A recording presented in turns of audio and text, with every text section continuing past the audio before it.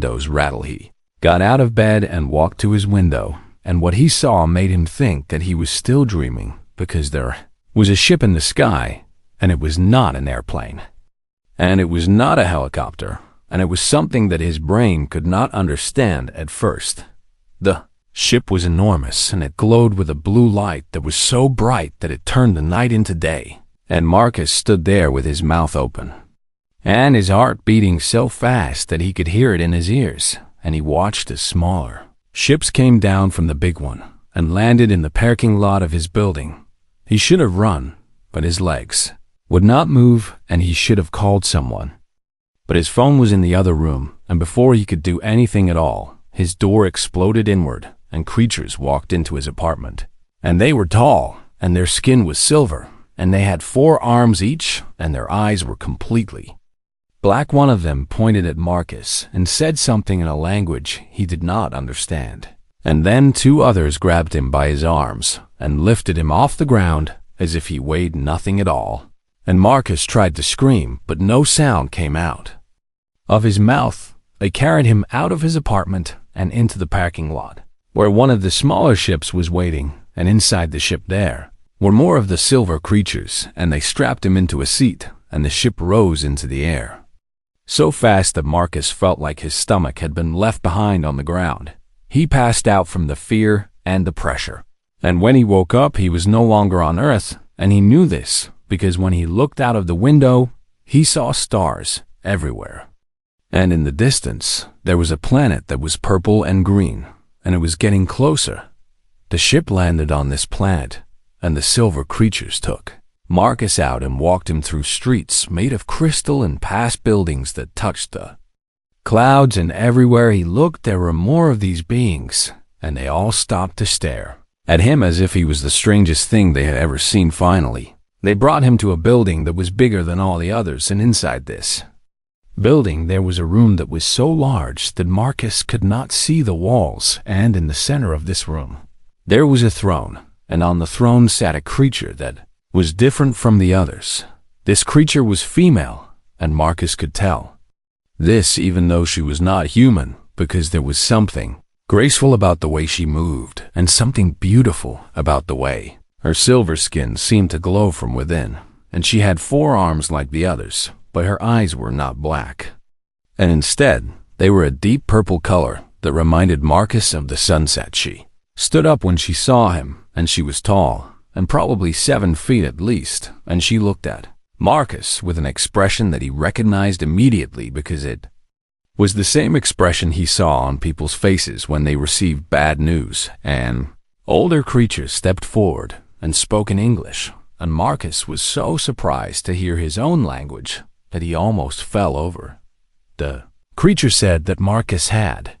been chosen, and that he had been chosen because of a treaty that was signed thousands of years ago between the Valorian Empire and the planet Earth. And this treaty stated that if ever the 2 species were in danger of war,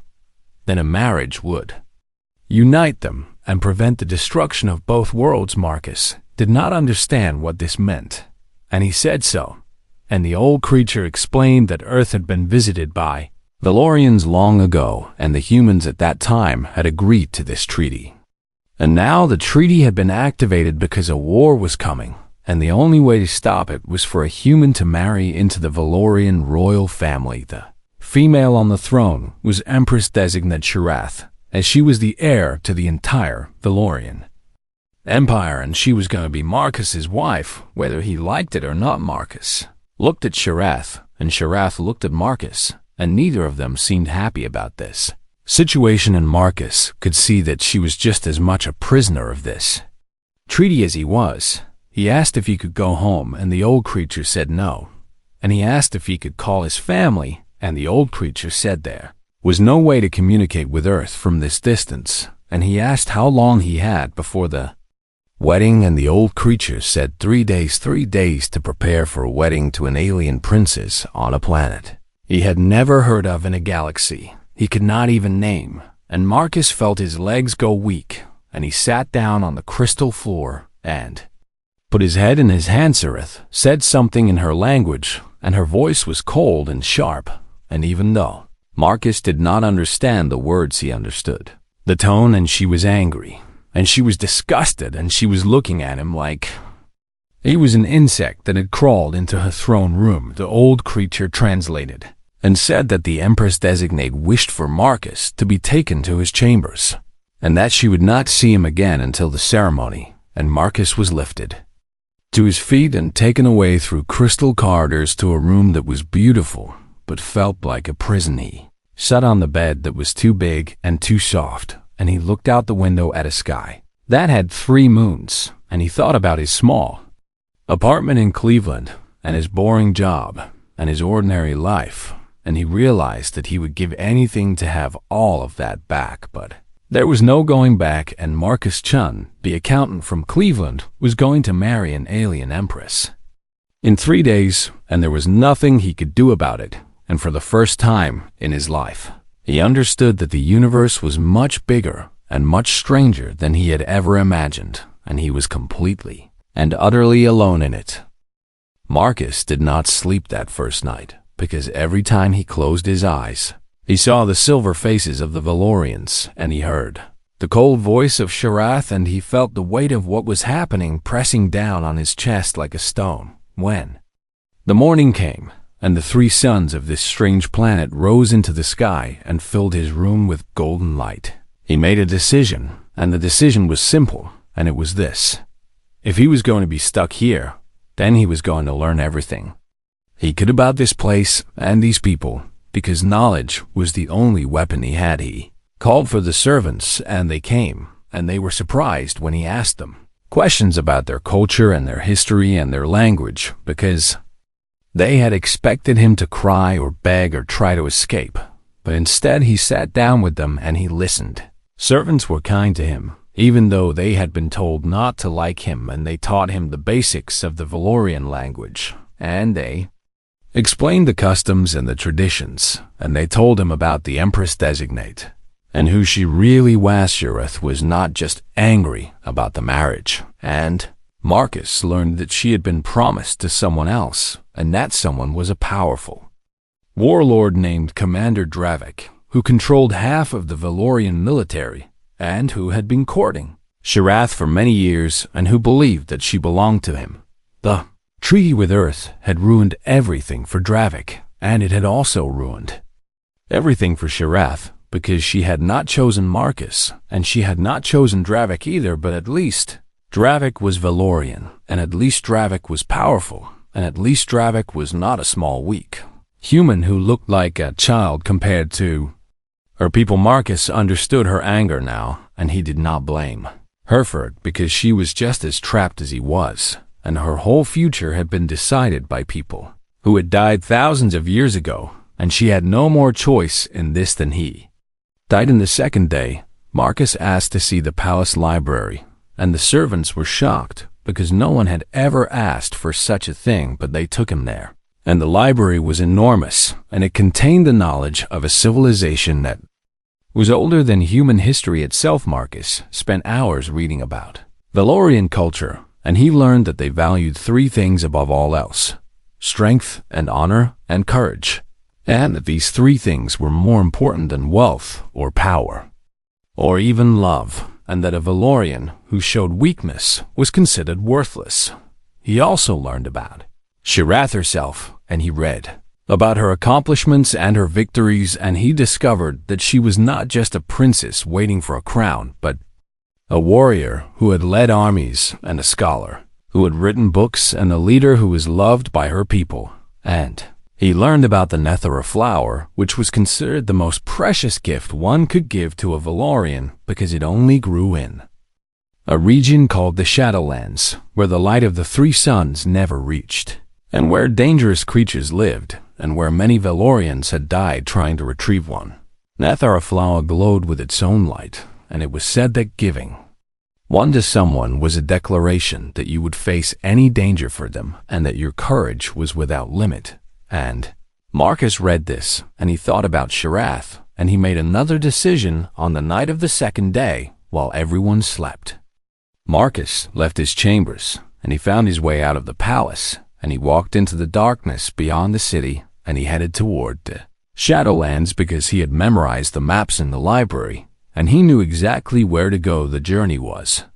long and difficult, and Marcus was not a strong man, and he was not a fast man, and he had never done anything brave in his entire life, but he kept walking because he understood something important, and what he understood was this: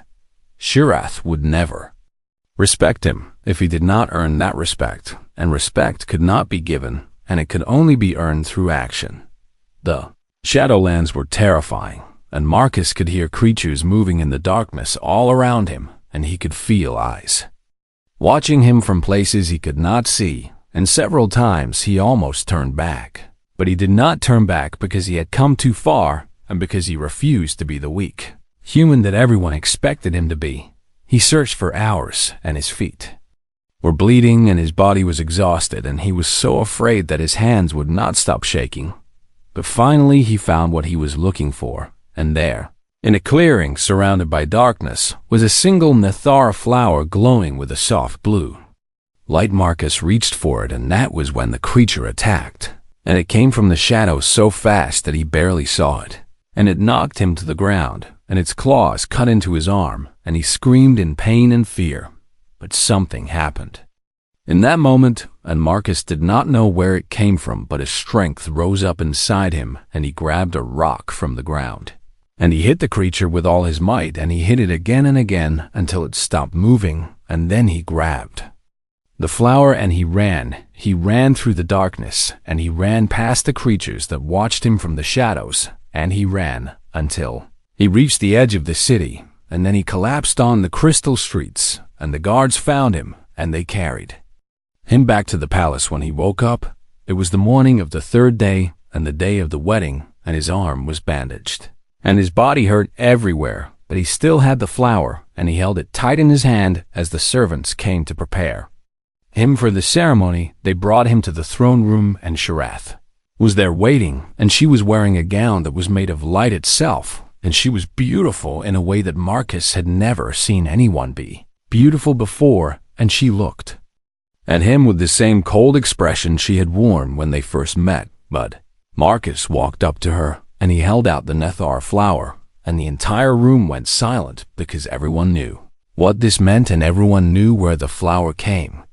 from, and everyone understood that this small, weak human had done something that many Valorians were too afraid to. Doxoreth took the flower, and she looked at it, and then she looked at Marcus, and for the first time her expression changed, and the coldness left her eyes, and what replaced it was something that Marcus could not name, but it was not hatred, and it was not disgust. She asked him why he had done this, and Marcus said that he knew she did not choose him, and that he knew she did not want this, but that if they were going to be married, then he wanted her to know that he was not going to be a burden to her, and that he would do whatever it took to be worthy of standing beside her. Xyrith was quiet for a long time, and then she did something that shocked everyone in the room, and she smiled, and it was a small smile, and it was brief, but it was real, and Marcus knew in that moment that something had changed between them. The servants came to finish preparing them for the wedding, and as they led Marcus away, Shirath called out to him, and she said one word in English, and the word was "thank you." And Marcus carried that word with him like a treasure, because he understood that from the Empress Designate of the Valorian Empire, those two words meant more than any speech could have meant. He had not won her heart, and he had not changed her mind about the marriage, but he had done something that no one had expected, and he had earned her curiosity and her respect. And for a man who had been nothing but ordinary his entire life, that felt like the greatest victory he had ever achieved. The wedding ceremony was like nothing Marcus had ever imagined, and he stood in the great hall of the palace surrounded by thousands of Valorians who had come from every corner of the empire to witness this historic moment, and above them, enormous screens showed the ceremony to billions more who watched from their homes on distant planets. Marcus wore robes that were made of a fabric he could not name, and the fabric changed color as he moved and shifted from blue to silver to gold, and the Valorian tailors had worked through the night to make clothes that would fit his small Human Bodixareth stood across from him at the altar, and she was dressed in white light that seemed to flow around her like water, and her forearms were decorated with golden bands, and her purple eyes looked at Marcus with an expression that was no longer cold, but was still guarded and careful. The priest was ancient, and his silver skin had faded to almost gray, and he spoke in a voice that echoed through the hall, and he recited words that had been spoken at Valorian weddings for 10,000 years. Marcus had memorized his part of the ceremony, and when his turn came to speak the vows, he spoke them in High Valorian, and his pronunciation was not perfect, but it was good enough, and the crowd murmured in surprise, because they had not expected a human to learn their sacred language in just 3 days. He promised to stand with Sharath in times of peace and in times of war, and he promised to honor her and her people, and he promised to give his life if necessary to protect the bond between their worlds. And as he spoke these words, he realized that he meant them, and that somewhere in the past 3 days this had stopped being just a forced arrangement and had become something real. Xerath spoke her vows in return, and her voice was strong and clear, and she looked directly at Marcus as she spoke, and he saw something in her eyes that had not been there before, and it was not love. Because love takes time to grow, but it was the beginning of something that could become love if given the chance. The priest raised his hands and declared them bonded for life, and the crowd cheered, and the sound was so loud that Marcus felt it in his bones, and confetti made of light fell from the ceiling, and music played from somewhere, and for one perfect moment, everything was beautiful and right. And then the doors of the great hall exploded inward, and everything changed. Soldiers poured into the room, and they were not wearing the colors of the palace guard, and they were armed with weapons that glowed with deadly energy, and behind them came a figure that Marcus recognized from the pictures he had seen in the library. Commander Dravik was even more terrifying in person than he had been in the images, and he was 8 feet tall, and his body was covered in scars from countless battles, and his forearms each held a different weapon, and his black eyes burned with a fury that made Marcus want to run. And Hidedravik walked through the crowd, and the people parted before him like water, and he stopped in front of the altar, and he looked at Shurith with an expression that was equal parts love and rage, and he said that this marriage was a fraud and an insult, and that he would not allow it to stand. The palace guards tried to stop him, but Dravik's soldiers were too many and too well armed, and within moments the guards were defeated, and Dravik's forces controlled the entire hall. The old priest stepped forward and reminded Dravik that the marriage had been completed according to the ancient laws, and that nothing could undo what had been done. But Dravik laughed and said that there was one thing that could undo. Ith pointed at Marcus and declared a challenge of ritual combat, and Marcus felt his blood turn to ice because he knew what this meant, and he had read about it in the library. Ritual combat was an ancient Valorian tradition, and it allowed any warrior to challenge another for anything they possessed, and the challenge could not be refused without bringing shame upon your entire bloodline, and the combat was always to the death. Xerath stepped forward and said that Marcus was a human, and that he did not know their ways, and that the challenge was unfair. But Dravik said that the moment Marcus spoke the Valorian vows, he accepted all Valorian laws and traditions, and that the challenge was valid. The old priest confirmed that Dravik was correct, and that Marcus had no choice but to accept the challenge or forever be known as a coward and bring shame upon Earth and upon his new wife. Marcus looked at Sharath, and she looked back at him, and he could see fear in her eyes, but not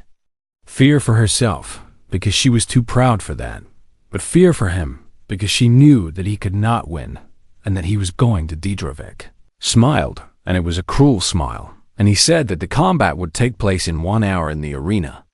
of champions, and that all the people of the Empire would watch as he killed the human and took what was rightfully his. The soldiers took Marcus away, and they brought him to a room beneath the arena where he would prepare for his death, and they gave him armor that was too big and weapons that were too heavy, and they looked at him with pity, because they knew that he had no chance. Marcus sat alone in that room, and he thought about his life and all the ordinary days he had lived, and he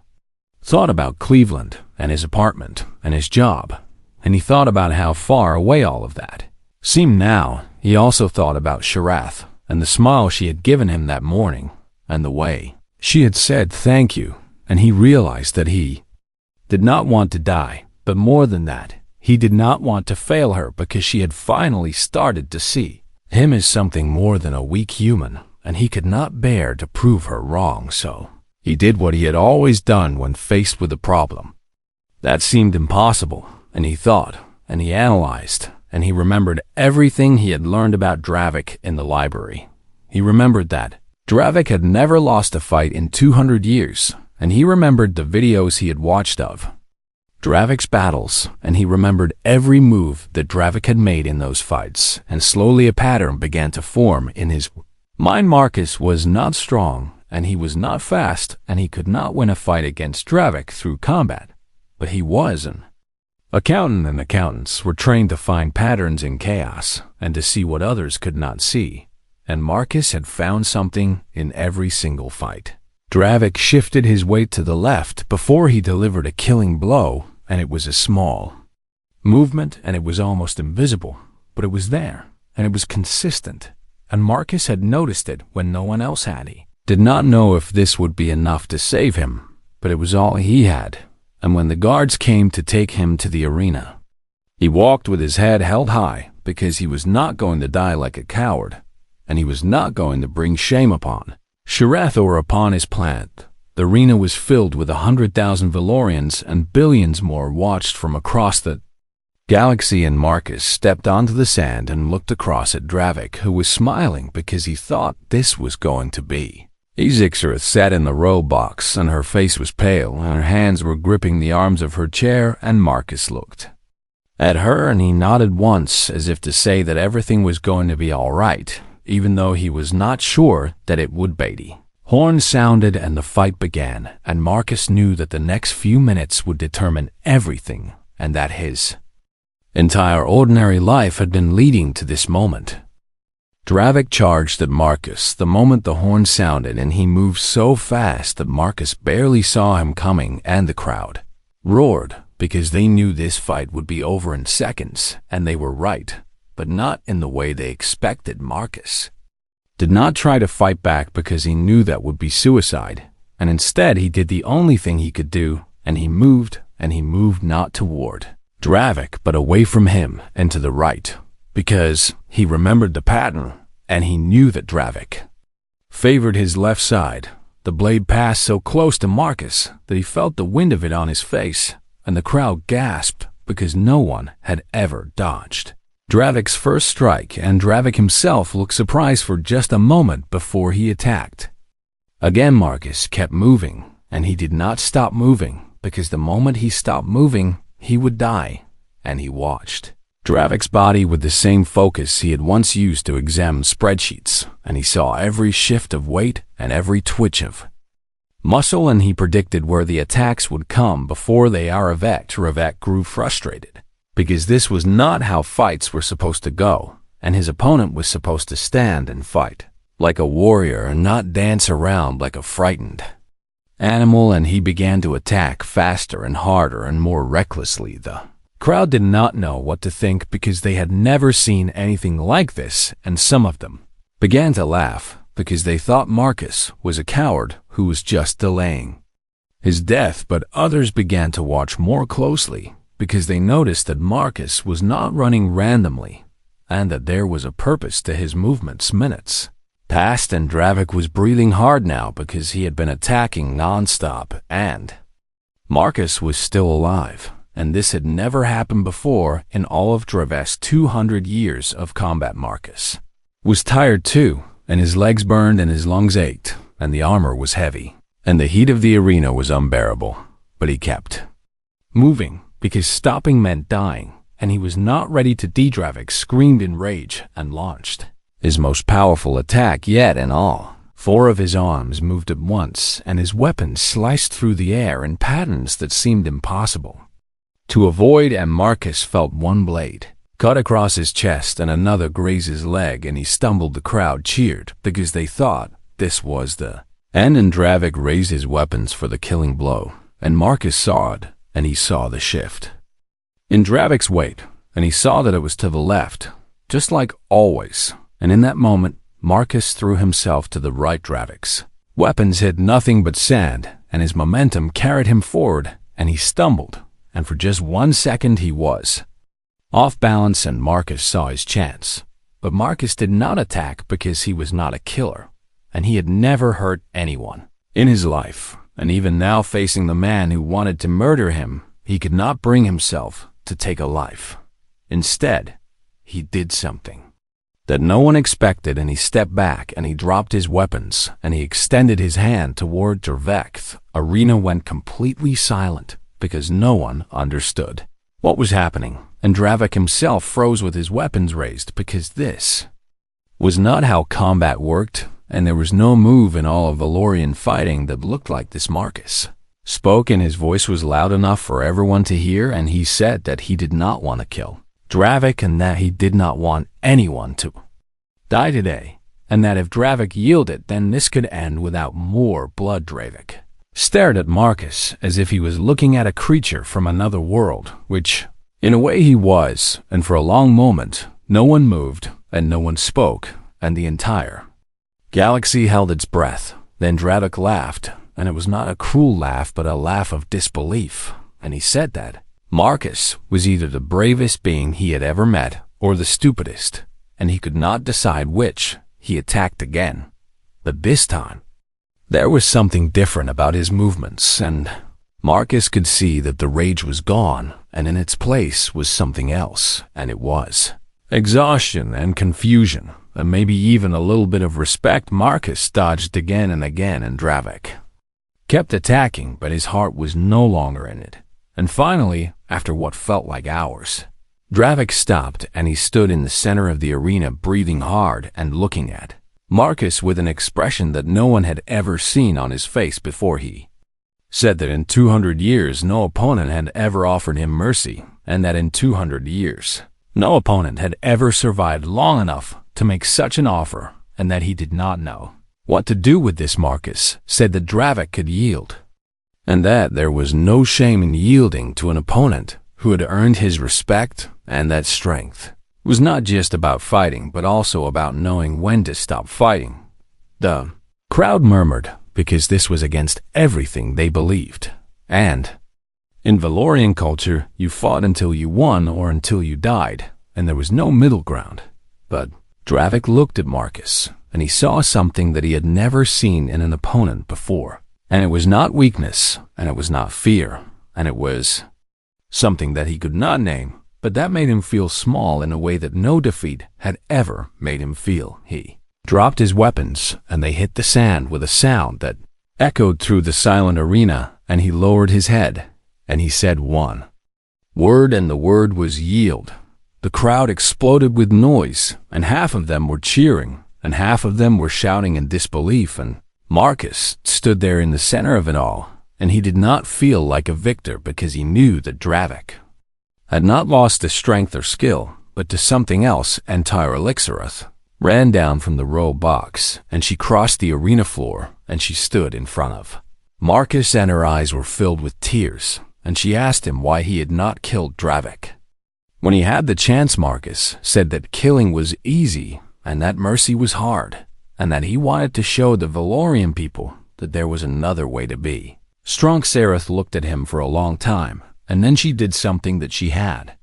never done before, and she put her 4 arms around him, and she held him close, and the crowd went wild because the Empress Designate was embracing the human who had just done the impossible. Dravik walked toward them, and the guards moved to stop him, but Sharath raised her hand, and they stepped back, and Dravik stood before Marcus, and he did something that shocked everyone even more than the yield had shocked them. He knelt, and he bowed his head, and he said that he had been wrong about humans, and that he had been wrong about Marcus, and that from this day forward He would serve the bond between Earth and Valoria, because anyone who could show mercy to an enemy was worthy of respect. Marcus helped Dravik to his feet, and the two of them stood side by side, and the crowd cheered again because they were witnessing history, and they knew that nothing would ever be the same. The old priest walked onto the arena floor, and he raised his hands, and he declared that the challenge was complete, and that the marriage between Marcus and Sharath was valid and unbreakable, and that the bond between Earth and Valoria was sealed forever. Marcus looked at Sharath, and she looked at him, and for the first time since he had been taken from his apartment in Cleveland, he felt like maybe everything was going to be all right. He had come to this planet as a prisoner, and he had been forced into a marriage he did not want, but somehow through courage and kindness and a little bit of luck he had become something more. He had become a symbol of hope for two worlds, and he had proven that strength did not always come from muscles and weapons, but sometimes came from the heart. And as he walked out of the arena with Sharath by his side and Dravik following behind them, he knew that his ordinary life was over and that something extraordinary had just begun. 5 years had passed since the day Marcus Chun had stood in that arena and offered his hand to Commander Dravik, and in those 5 years, everything had changed, and Marcus had changed most of all. He was no longer the frightened accountant who had been dragged from his apartment in Cleveland and forced to marry an alien princess, and now he was Emperor Marcus I, and he sat beside Sharath on the throne of the Valorian Empire, and together they ruled over 100 billion souls. The journey from that day in the arena to this moment on the throne had not been easy, and there had been many who did not accept a human as their ruler, and there had been plots against his life and rebellions in the outer territories, and moments when Marcus had wondered if he had made a terrible mistake, but Sharath had stood beside him through all of it, and their partnership had grown into something deeper, and what had started as a forced marriage had become a true bond built on respect and trust. And eventually on love. Dravik had kept his word, and he had become Marcus's most loyal protector and advisor, and the warrior who had once tried to kill him was now the one who would die to defend him, and this transformation had inspired others. Throughout the Empire, the people of Valoria had learned that humans were not weak, and that strength came in many forms, and that courage did not always mean fighting, but sometimes meant standing firm in your beliefs, even when everyone else told you that you were wrong. Marcus had used his position to change things, not just for Valoria, but for Earth as well, and the first thing he had done was to send ambassadors to his home planet and to invite humans to join the galactic community, not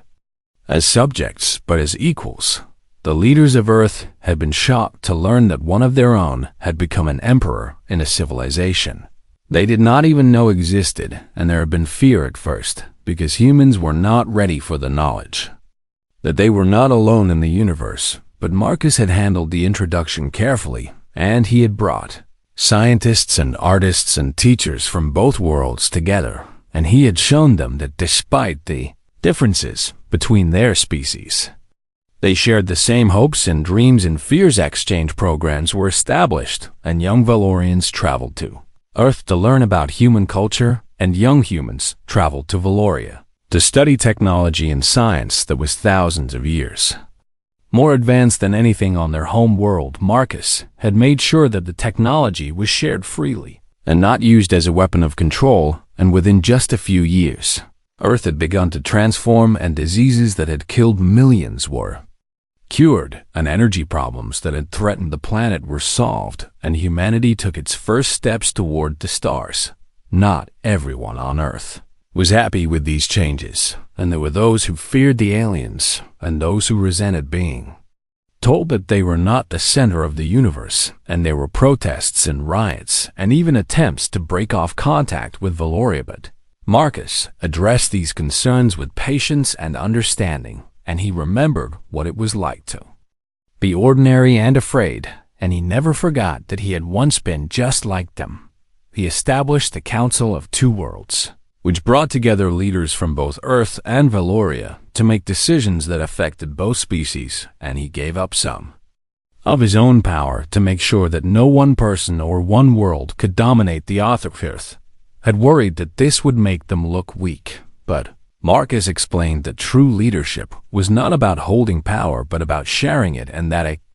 ruler who was loved would always be stronger than a ruler who was feared. The years passed and Marcus and Shirath had children, and their children were the first hybrids ever born between humans and Valorians, and they were beautiful and strange, and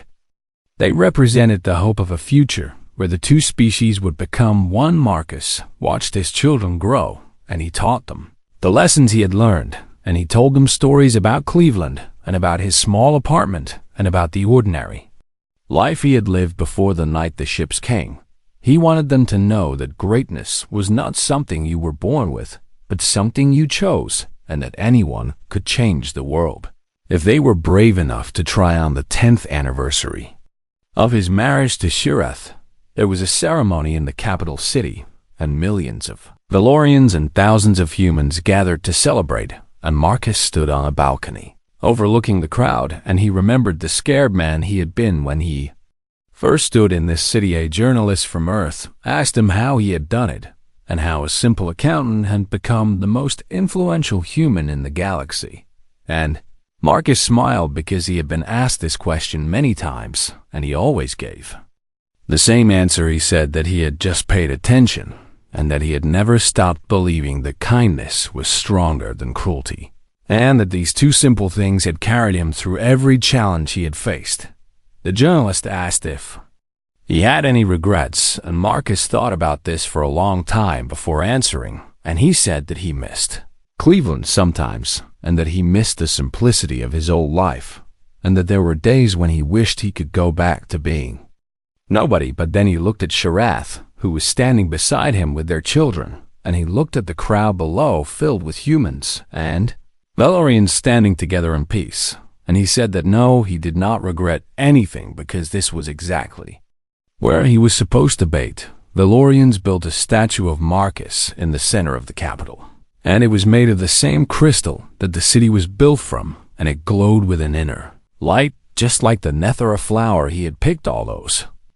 years ago. The statue did not show Marcus holding a weapon or standing in a pose of power, and instead it showed him with his hand extended just as he had extended it to Dravik in the arena, and at the base of the statue were carved the words that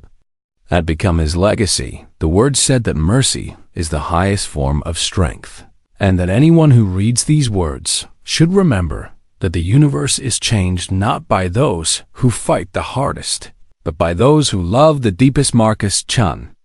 lived for many more years, and he saw his children grow and have children of their own, and he saw Earth become a full member of the galactic community, and he saw wars end and alliances form and a future take shape that was brighter than anything he could have imagined when he was just an accountant in Cleveland. When he finally died at the age of 112, he was surrounded by his family, and by Dravik, who had never left his side, and by Shirath, who held his hand as he took his last breath. The funeral was attended by beings from 1,000 different worlds, and for one day, the entire galaxy paused to honor the human who had shown them a different way to be strong. And somewhere on Earth, in a small city called Cleveland,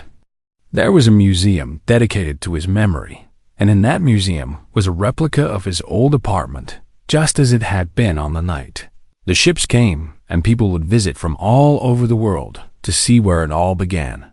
They would stand in that small ordinary space, and they would look at the window where Marcus had first seen the lights in the sky, and they would remember that greatness can come from anywhere, and that the most ordinary person can change the universe if they are brave enough to extend their hand. This was the legacy of Marcus Chen, the accountant who became an emperor, and his story would be told for generations to come as a reminder that kindness is never weakness, and that mercy is never defeat, and that the true measure of a person is not what they take from the world, but what they give to it.